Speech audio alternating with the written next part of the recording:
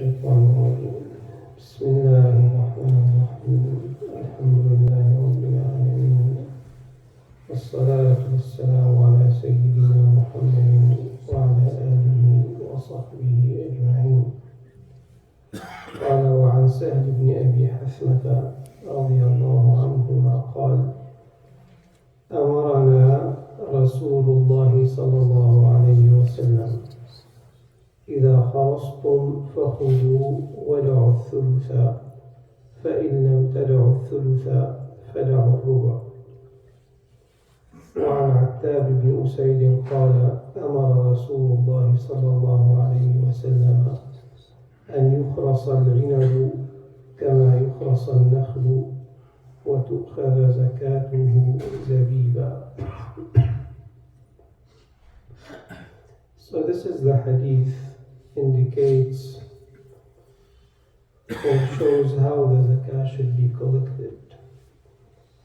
So Sahel bin Abi Hathma said the Prophet ﷺ ordered us that when you assess, meaning the fruits and the crops, so take your part after leaving a third to a quarter of the produce. So this is an important hadith. It shows that the mal, the wealth, is divided into two parts in fiqh. What we call the overt and the covert. Al-mal al-batin wal-mal al-zahir. The overt is what is visible and could be assessed by the assessor or the adjuster. This is the crops, the real estate. The covert is the money that you're saving and no one has access to. Now the government has access to everything. So, al-mal al-zahir, the overt should be collected by the government basically. And this is how the Prophet ﷺ would send people to collect the zakat.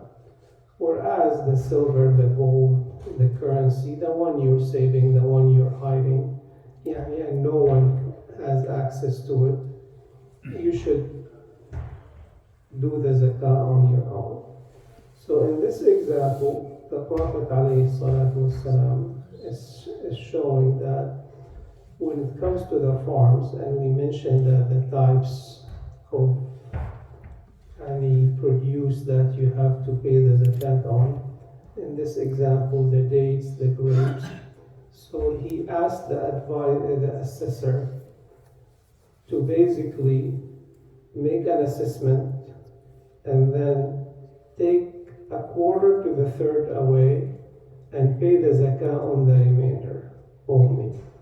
So what happens, as we mentioned yesterday, you have 500 acres worth of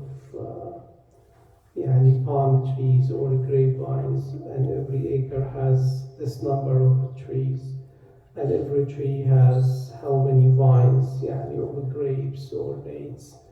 And so it is very known formula that every tree will give this much pounds or kilos, and based on that, they issue the zakah mandate for that person, how much they have to pay the zakat. And as we mentioned, the nisab has to be reached with the dates and with the raisins. They have to be after they dry. So that's very important to know. And this is the hadith indicates it, that it has to be given in raisin, which is something non-perishable and something that transferable easily and distributed. Is that clear? So what's with the quarter? So a quarter of it is exempt from the zakat. So you only pay the zakat on 66% or 75% of the produce. And the other one, why is that? Because This is what the Prophet ﷺ mentioned in a different hadith. This is for the household because they eat from it, they give gifts to the people, they feed other people, and some of it might be damaged. So this way, there is rifq, there is kindness to the muzakki. So zakat قائمة على الرفق بالمزكي والمزكى. So it has to be full and equal for both. وصلى الله على سيدنا محمد وعلى آله. No a quarter exemption for the money. No exemption for the المال الباطن. No exemption. الظاهر هو اللي فيه exemption بالcrops or the produce.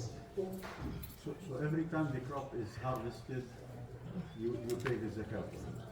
If you harvest twice in a year, you pay twice in a year. على الموسم. Annual. It's seasonal. It's not annual. So did they send assessors Yeah. per season? Yeah. This is how it worked. It's a department in itself, right? I call it the ZRS, ZRS. the Zakat Revenue Services. Revenue service.